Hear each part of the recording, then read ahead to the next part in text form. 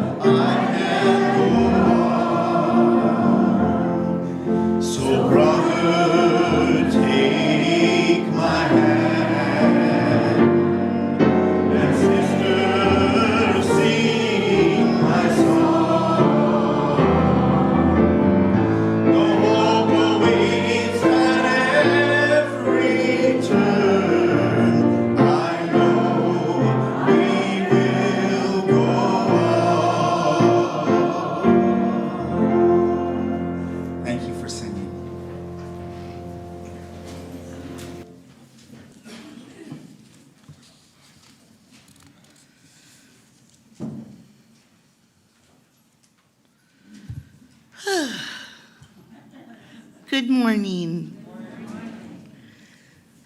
Welcome to the Olympia UU congregation. Our community envisions an interconnected world that is loving, just, and healthy. We commit to live out our mission to welcome and wonder, embrace and empower, bridge and become. Thank you for joining us today. My name is Emmy Allen, and I use they, them pronouns. I am a member of the worship arts team. Leading worship with me today is Reverend Justin Almeida, who pre-recorded his message today. Reverend Justin is a chaplain and a spiritual care provider at Swedish Cherry Hill Hospital. They are affiliated with University Unitarian Church and serve on the advisory board of the Seattle University Center for Ecumenical and Interreligious Engagement.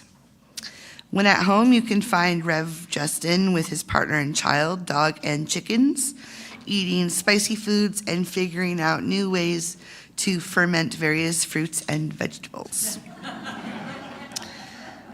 We are joined on site by Troy Fisher, our music director, Reverend Sarah Lewis, the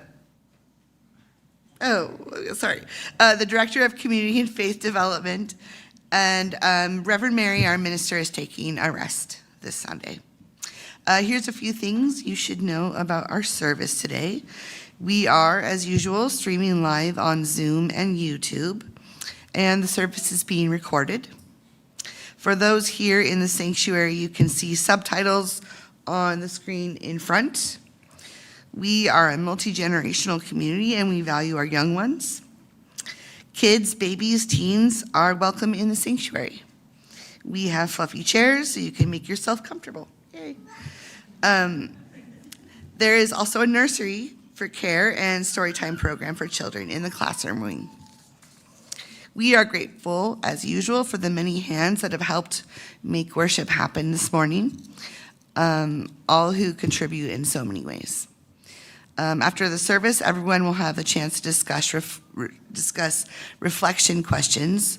For those online, we invite you to go into a breakout room for a virtual coffee chat. For those in person, please feel free to stay for coffee and fellowship in the Commons.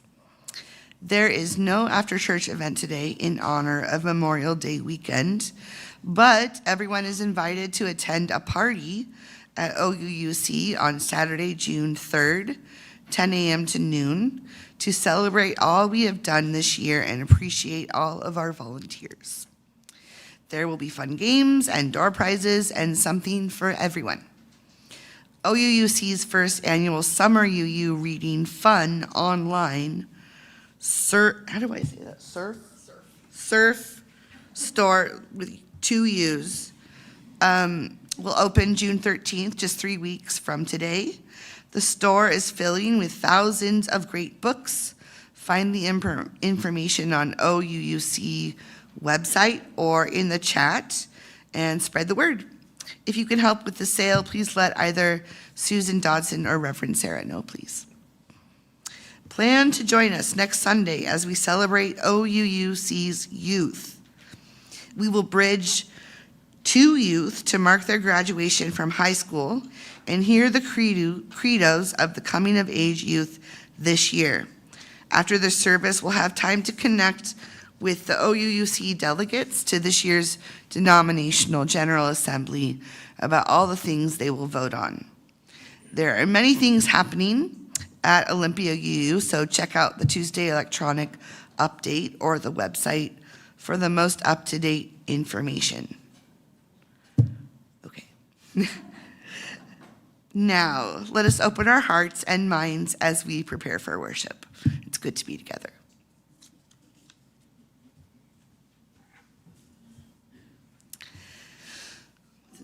This morning, we join Unitarian Universalist congregations around the world in a lighting of our chalice, the symbol of our faith tradition.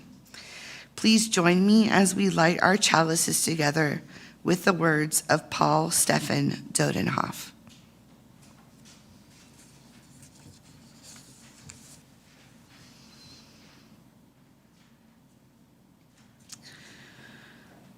For this 1 hour, Spirit of life, we let go. For this 1 hour, may we let go of our anxieties, our fears, our anger, our self-doubts, our regrets, our petty grievances, and our distractions. If only for this 1 hour, let the flame of this chalice burn them from our hearts and minds and light our way to peace and serenity for this one holy hour. Good morning. I welcome us all into this space with the words of Islamic poet and mystic Jalaluddin Rumi. Come, come, whoever you are, wanderer, worshiper, lover of leaving. It doesn't matter. Ours is not a caravan of despair. Come, even if you've broken your vows 1,000 times, come yet again. Come, come. And our opening words are offered. And come, let us worship together. And let's sing together again. out of the gray hymnal, hymn number 83, Winds, Be Still. The lyrics can be found up on the screen or in the chat if you're joining us online. Please join in singing.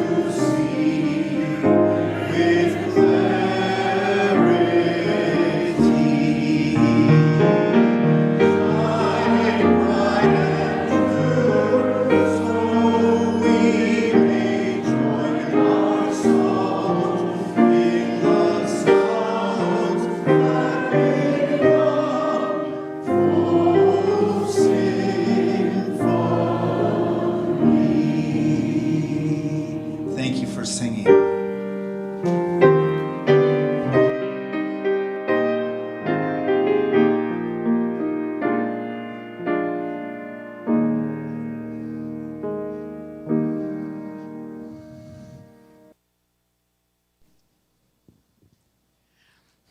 Good morning. The story that I have for you today begins with Kellen, an 11-year-old child who had just had to move. Kellen was 11 and they had to move to Rockford Springs. Now, they hadn't wanted to move. No, they liked their old home. But their parents had gotten a divorce, their mom had gotten a new job, and they had to move. And Kellen missed everything about their old home, Swedeport. They missed all their friends, they missed their school, they missed their dad, they missed everything. And it didn't take them very long to decide about the new home in Rockford Springs. It stank. It was just no good. For one thing, it was a smaller town, and it didn't seem like there was anything to do. And they didn't have any friends, and it was summertime, and there was no school, and there was just nothing to do. And so, all summer, Kellen pretty much spent the whole time down in their basement, all alone, just doing whatever they were doing in their imagination, while their mom unpacked and got the house all set up.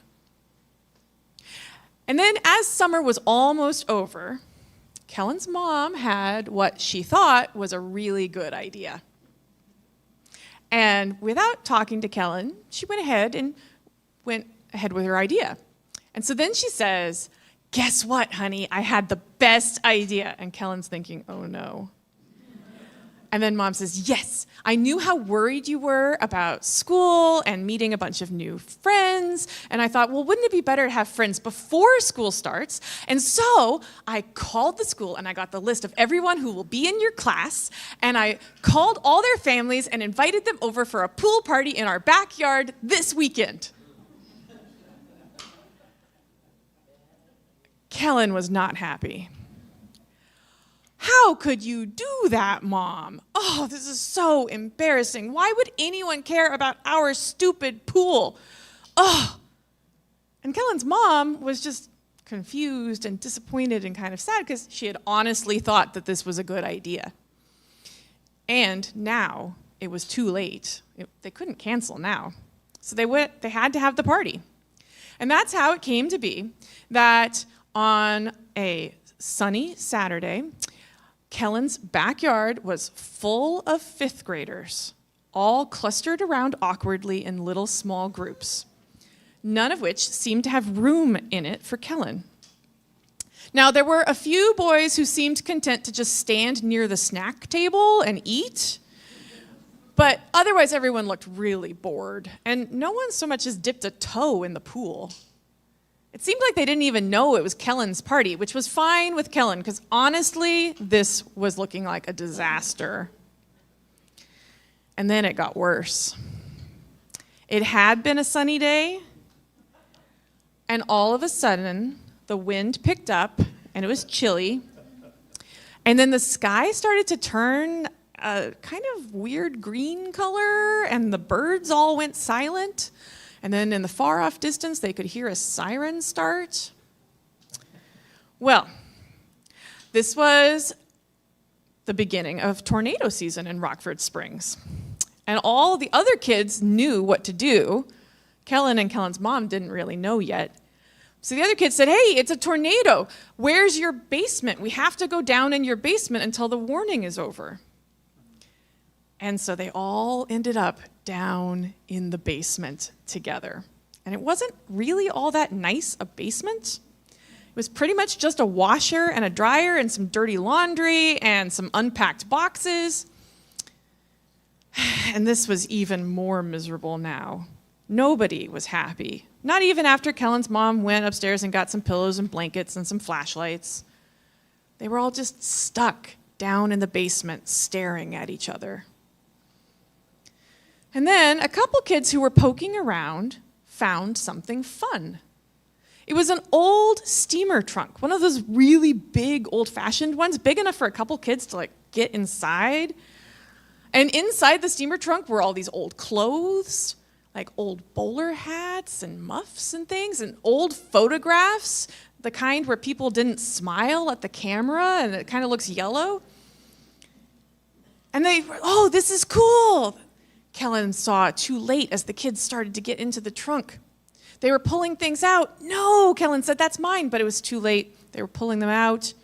And then they pulled out some notebooks, and one of the kids said, hey, these aren't old at all. I have that same glitter pen. And that was the end of Kellen's ability to stay cool about this. Stop it, Kellen yelled, and everyone froze and looked at them. Those are mine. That trunk came out of my great-grandma's attic, and those are my favorite things, those old clothes and the people. Why? And those are my notebooks, and I write my stories in those notebooks, all the stories about the people who live in the trunk.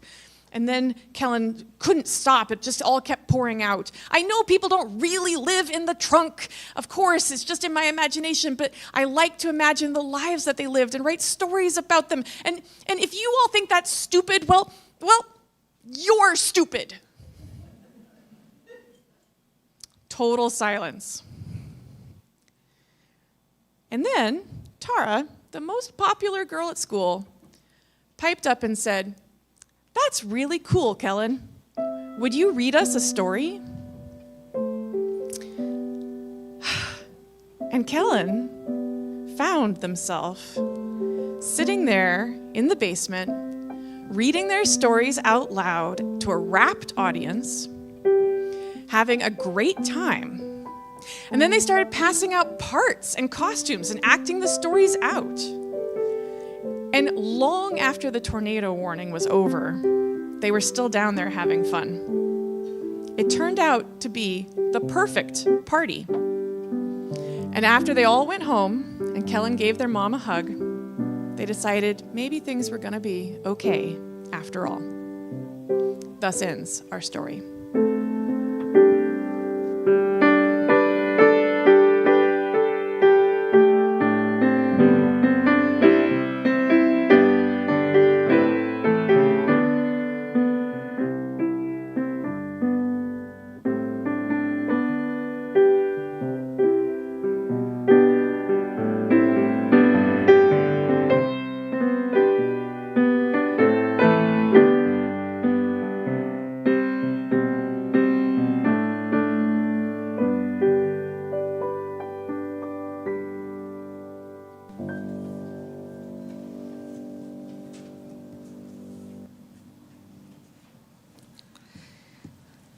Each Sunday, we express our gratitude by joining together in service to our community and to something greater than ourselves.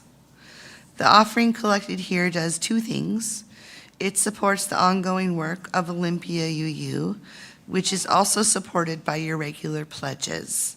This offering also supports an organization that serves our community in harmony with our Unitarian Universalist values. Our Share the Plate organization for May and June is the Arrest and Jail Alternatives Program of Catholic Community Services.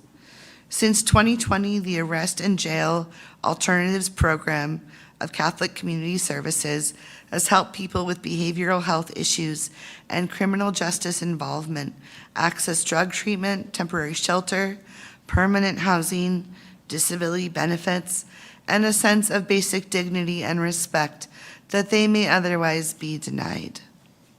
The services are primarily provided by peer case managers who have lived experience of drug addiction, homelessness, and incarceration themselves. The majority of clients are unsheltered on the streets of Olympia with needs for critical survival items like tents, sleeping bags, clothes, hot meals, snacks, and hygiene products. You can participate in the offering by making a donation online through the church website or by texting the number that will appear on your screen. You can also mail a check to Olympia UU or place your offering in one of the baskets being passed around by the ushers. May the offering now be generously given as it is gratefully received.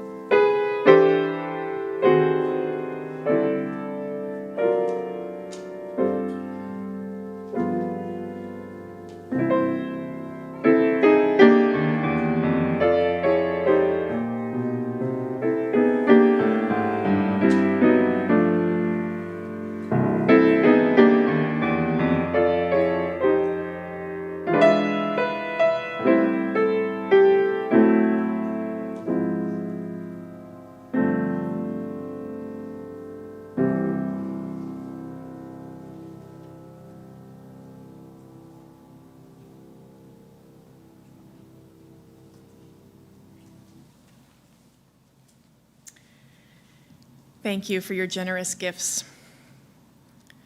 We came together this morning bringing all that is in our lives. Let's open our hearts to the complexity of life as we place stones in the water of community. You will hear a drum beat as we share today. It brings into our awareness that our individual hearts beat, and together we create the heartbeat of our community. Right now, I invite you to take a breath as we open our hearts to receive the complexity of all that is in our lives and our communities today.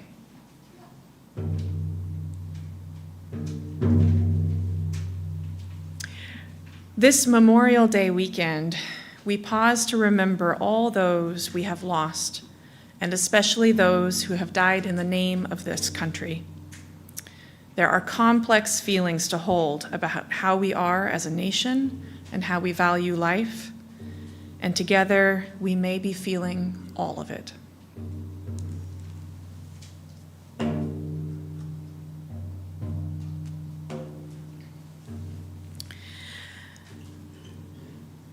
For those online, I invite you to share from your heart by entering in the chat. This is the time to share all that you wish, joys and sorrows, and whatever else is shared from your heart. Those in the sanctuary can see your sharing on the screen. And for those in person today, I invite you to come forward if there's something that you would like to bring into this community. You may place a stone into the water as you hold your sharing in your heart. Please come up through the side aisle and return by the center aisle. Let us hear the heartbeat of our community and reach out our hearts in love and care to all those who share.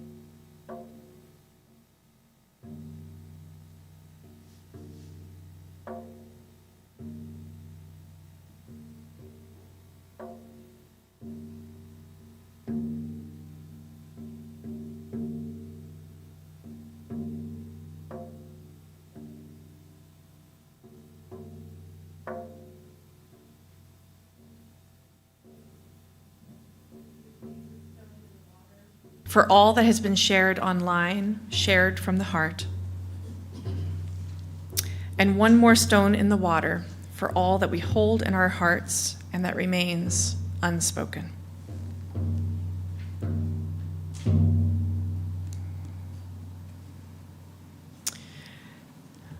Please be in whatever way is comfortable for you for prayer and meditation. Many people sit. I invite you to join me in a practice of centering in the breath. Begin by drawing the breath in through your nose, noticing the rising of your chest, the expansion of the belly, and then slowly exhale out through the mouth. And then bring another breath in through your nose slowly. And exhale even longer.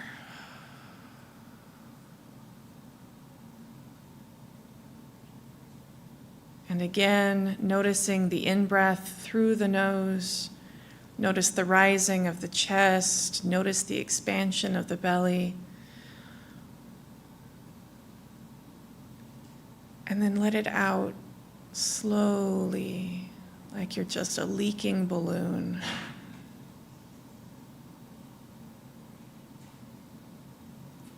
And again, through the nose. And out through the mouth. And notice you are breathing. You are breathing the same air that everyone else is breathing. You are connected with the breath, your body,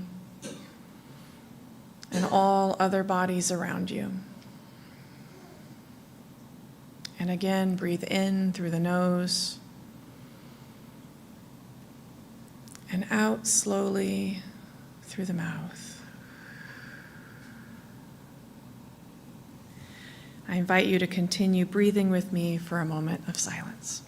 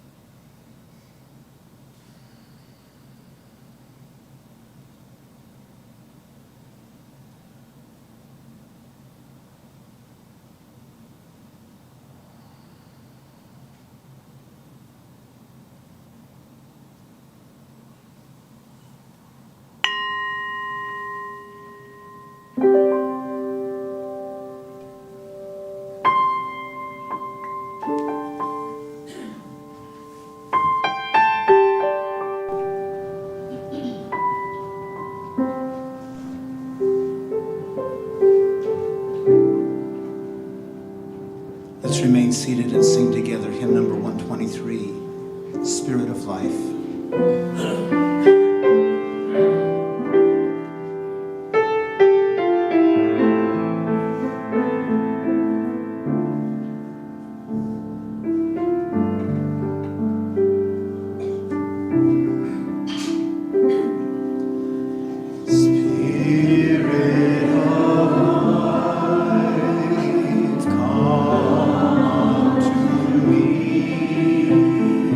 Sing in my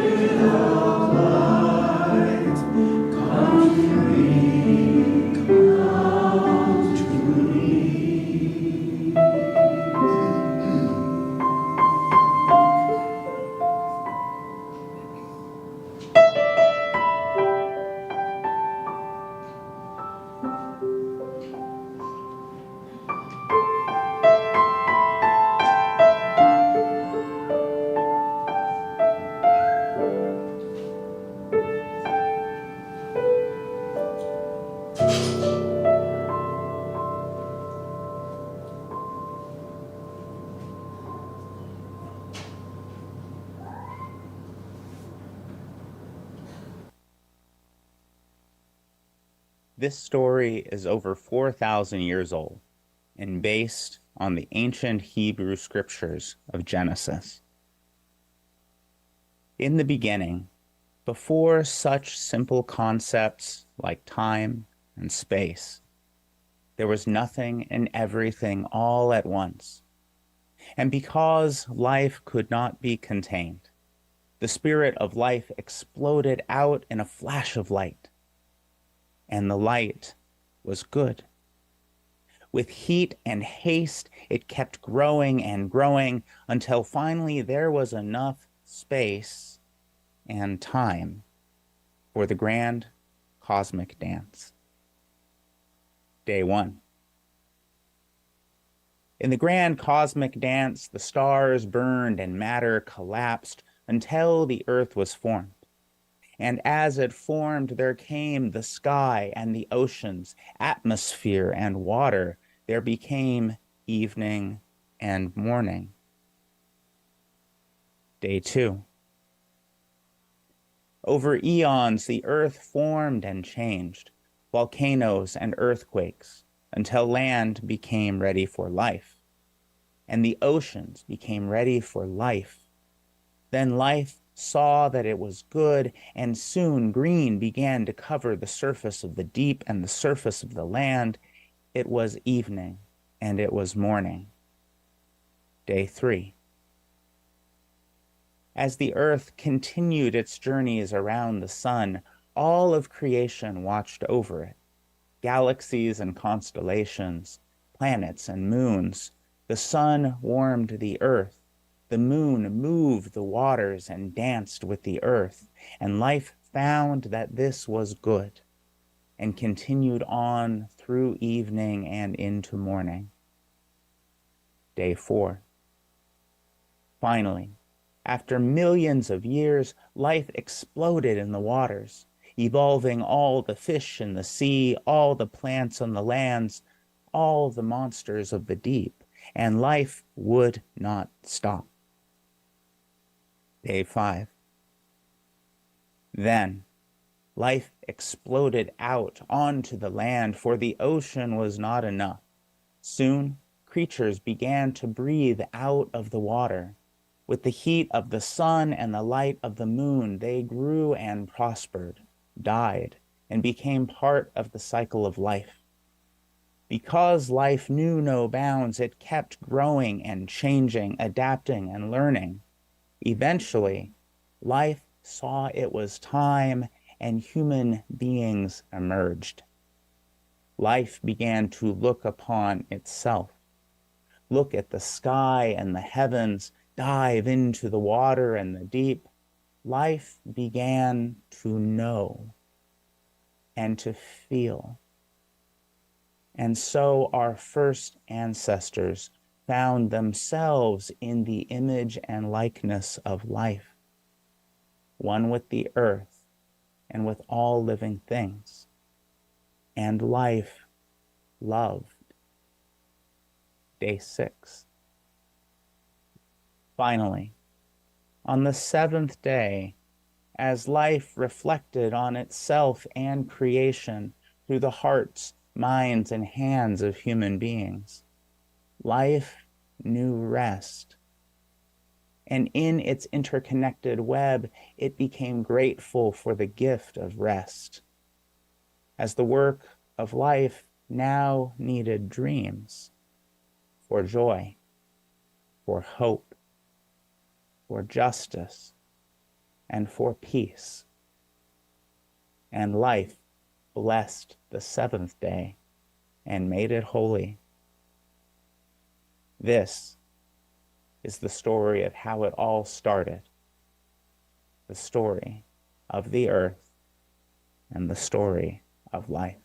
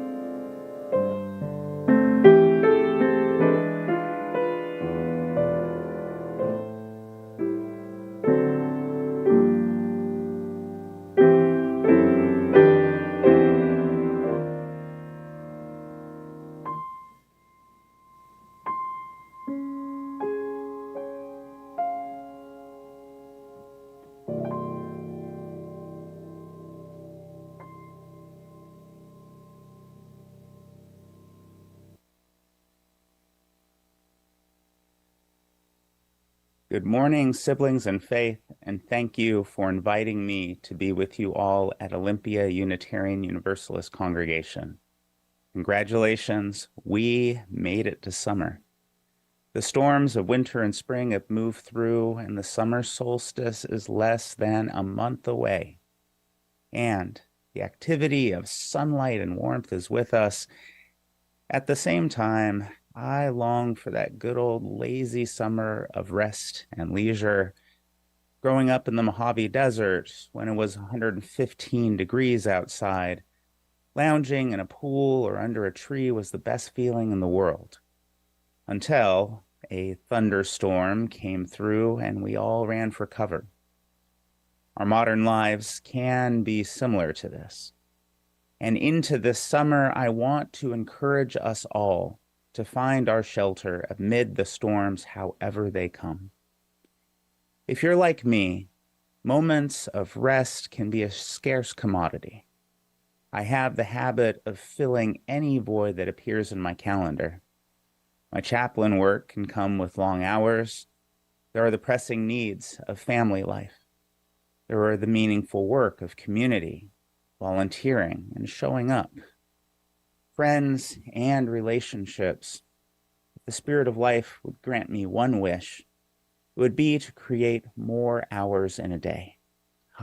What I could do with that. This may sound familiar for you, not excuses for putting off rest, more like reasons. Life is full, and hopefully full of blessings. Perhaps I will find my calm when I finish all the things. That's what our culture promises, right? That if I work hard and do all the right things, I will earn a long period of leisure and well-being. The problem with this belief is that it is a lie. Hospital ministry has taught me something about time. First, a universal truth. I am not promised a single day of life. Second, the regrets of the dying are often, I wish I had more time. I should have taken time to be with my children. I could have spent more time with my spouse. I wish I had gone on that trip while I had the chance. The lesson is if I do not find my rest amid all the storms of life, the only calm I may ever have will come after I am dead. And at that point, at least in my theology, it's not going to be worth it. Unitarian Universalism is rooted in the here and now, and I need to rest in the here and now, which are the lessons of life itself. Periods of calm are natural to our earth. The cyclical changes of the seasons, the rush of spring giving way to lazy summer, the fall harvest becoming the dormancy of winter. In the Hebrew scripture of Genesis, even God takes a break on the seventh day of creation. And if God can take a break, then the human need for rest and rejuvenation is not a privilege. It is a right of all living creatures. Yet, I can feel guilt and shame when I have an idle moment that is not filled with productivity. Flowing from and perhaps rooted in this rejection of rest is a common phrase I hear from my patients. What good am I if I can't do anything? Which usually follows a significant medical event having altered a person's ability to be, at least culturally, productive. In so many of my conversations, I hear the lie of the storm. What good am I if I cannot do? If I can't work, I'm nothing. I would rather die than be a burden on my family. As if, instead of a human being, I am a human doing, and the doing is the source of life and love. I believe that my addiction to doing as a source of love is a learned cultural trait stemming from Puritan and Pilgrim roots and through the lies of capitalism. Perhaps these sound familiar.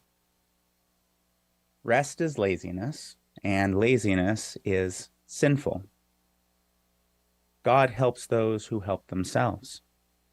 And wealth equals moral goodness. All of which are unspoken truths of our culture, none of which appear in any of the religious or spiritual traditions I've studied. What our Unitarian Universalist sources of revelation do teach is how to live lives of balance, community, generosity, and gratitude.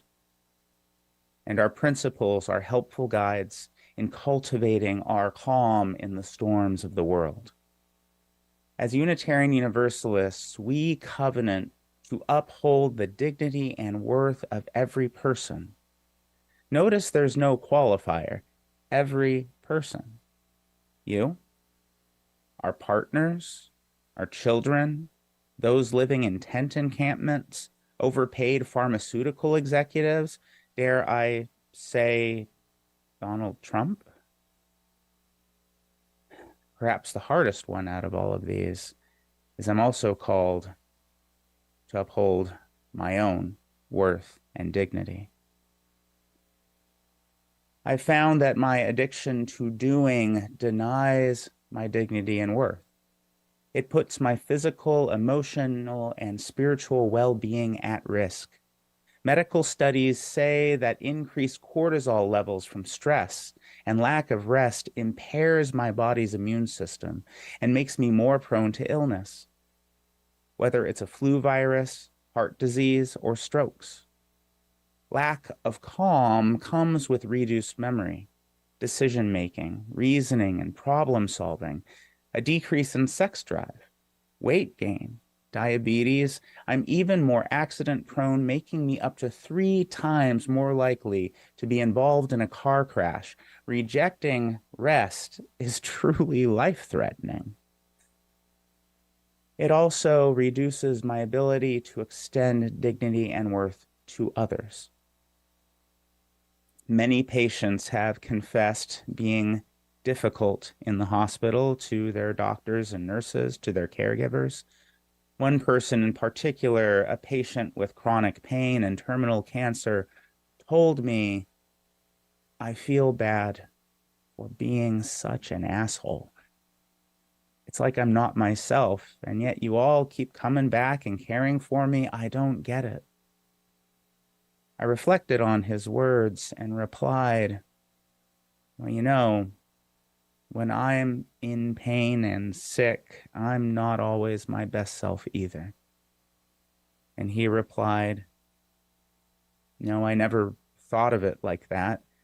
My pain does make it hard. I'm so focused on myself, I forget to think about others." As the storm draws more of my attention, it can come with a steep cost in relationship.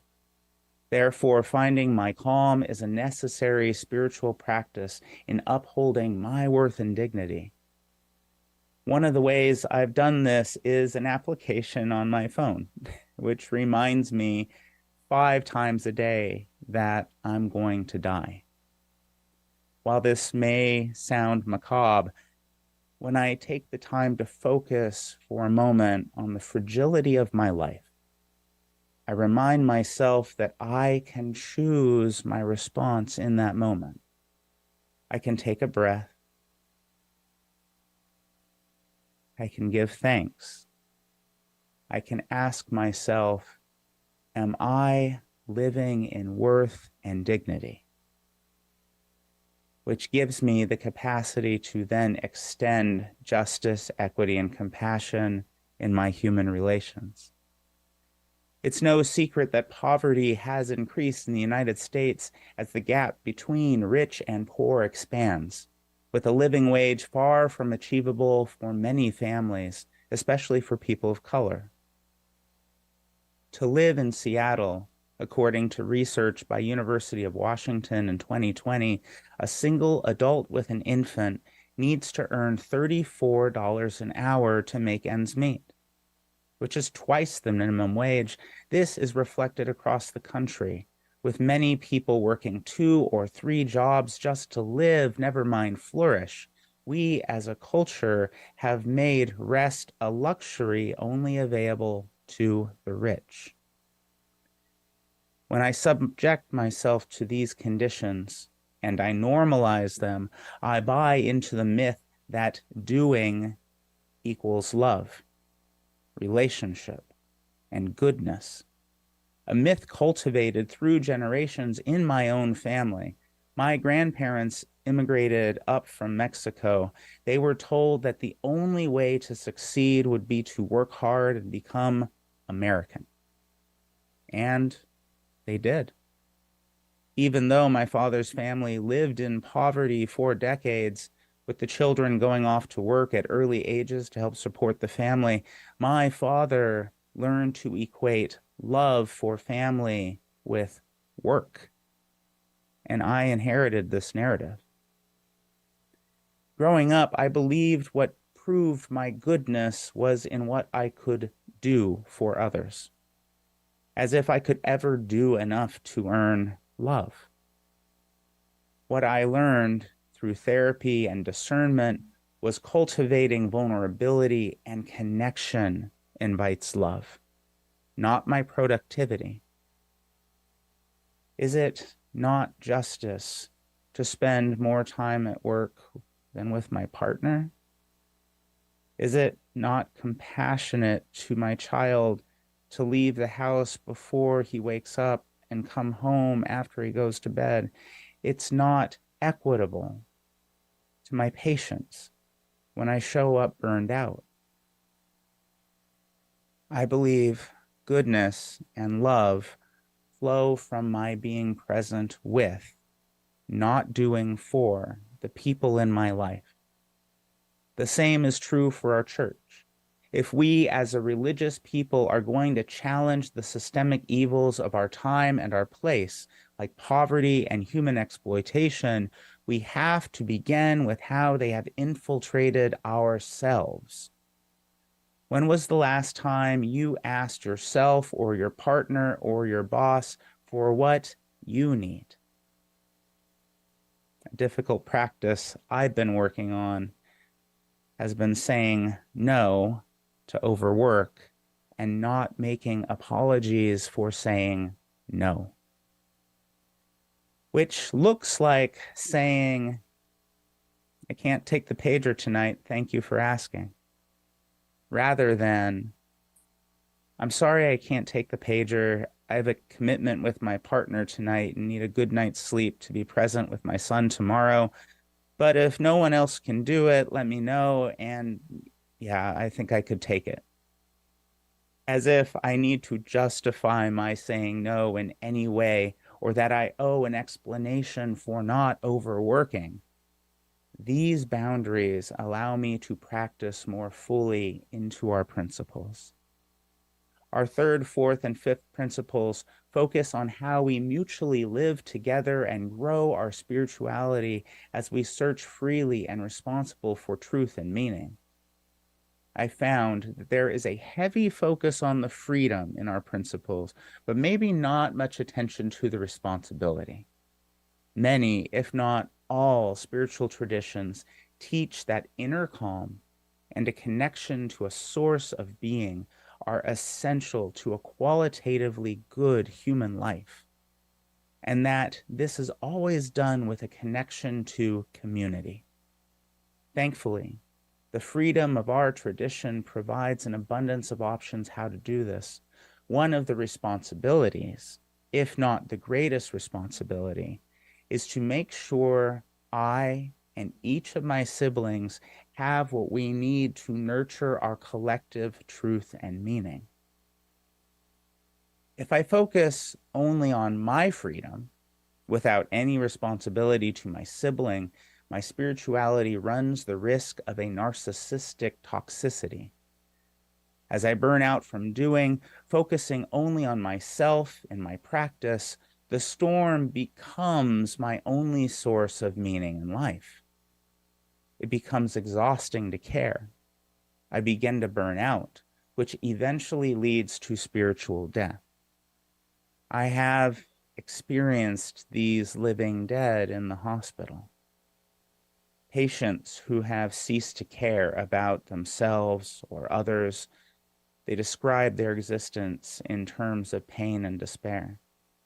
They're nihilistic, saying that nothing matters, and push away any connection which would cost the energy of caring. They curse God, their families, themselves, and their physical deaths are often tragic, lonely, and angry. Thankfully, I am called as a Unitarian Universalist to care for this world with all my heart, mind, soul, and strength, and to love my neighbor as I love myself. I must reject the hyper-individualistic spirituality and find balance. And if calm and rest are spiritual practices that help me do this, then I am morally obligated to embrace them, which for me has looked like a commitment to exercise, a walking meditation, relearning how to play, and it leads to the life that extends to our church and then into our world. In our sixth and seventh principles, our goal of world community with peace, liberty, and justice for all, and our respect for the interdependent web of all existence, remind me that rest is not only a necessity for my own well-being, it has a direct effect on how I show up in the world, and what affects me in turn will affect others. There is a quote from priest and mystic Richard Rohr: "Brokenness untransformed will become brokenness transmitted." In nature, it is the law of cause and effect. In human development, it is the cycle of violence. In health, it's the vector of contagion.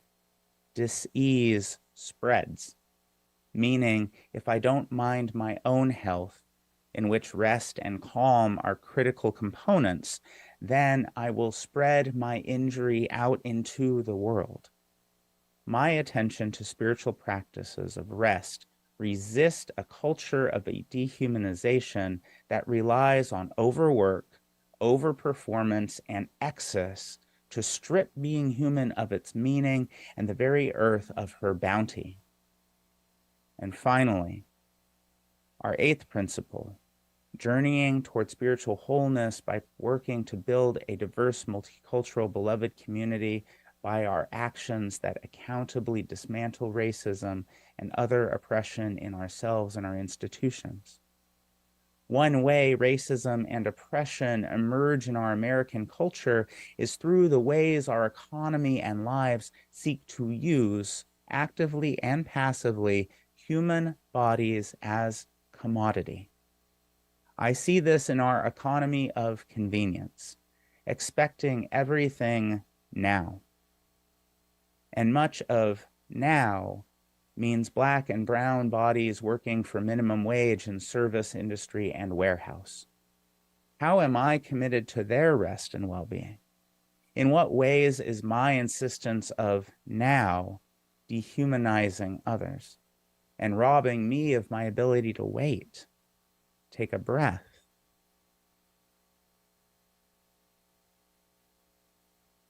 to use my time and money in ways that uplift my need for rest with those of others who need it too?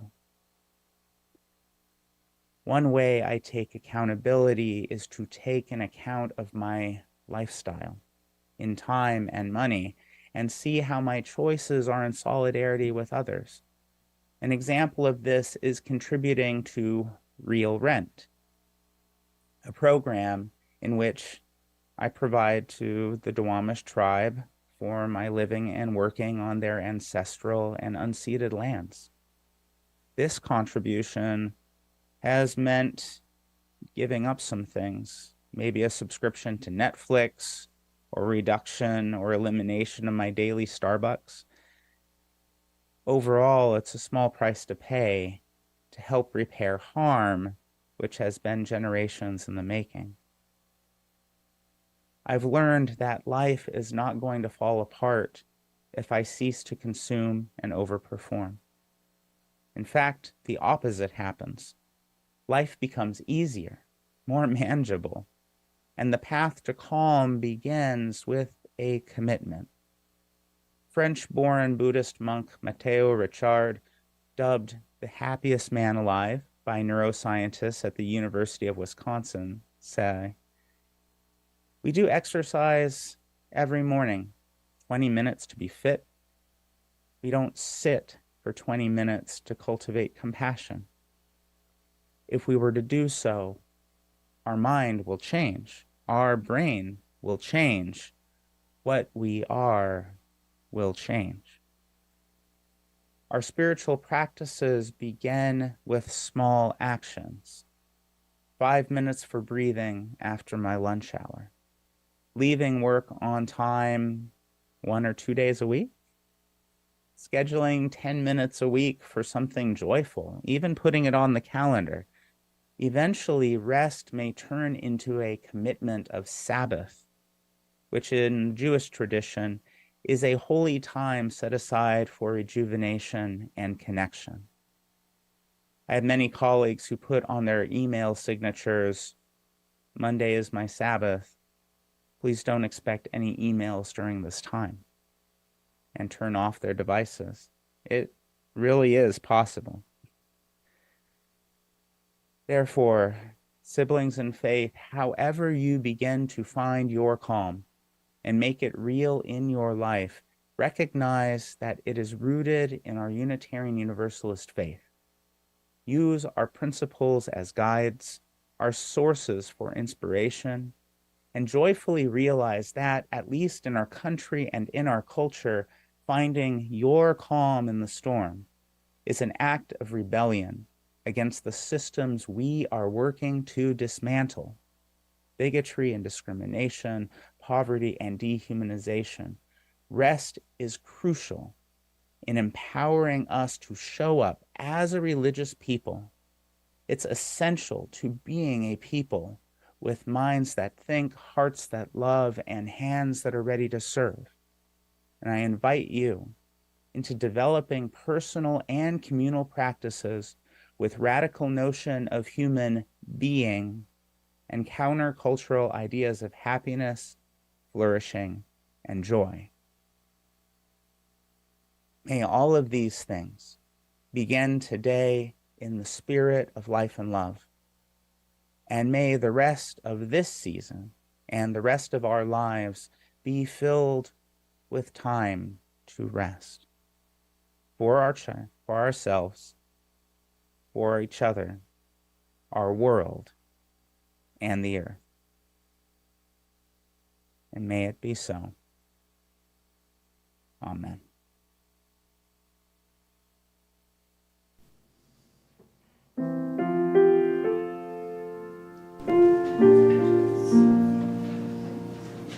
Let's join together in singing hymn number 108. My life flows on in endless song.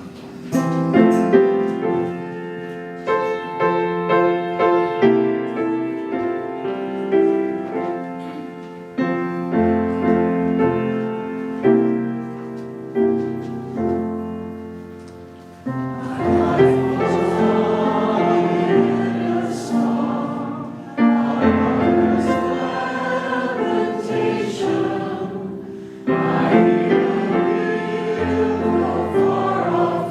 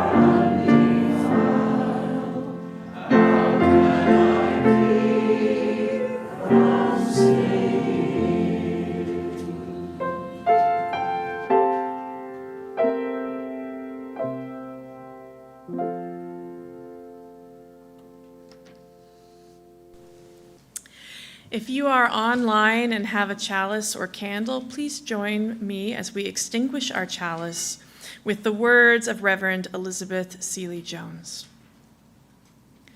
We release this flame, but not the light of truth. We release this flame, but not the warmth of this community. We release this flame, but not the fire of our commitment. These we will carry in our hearts until we meet again. May we move in peace. Let's sing together our unison benediction.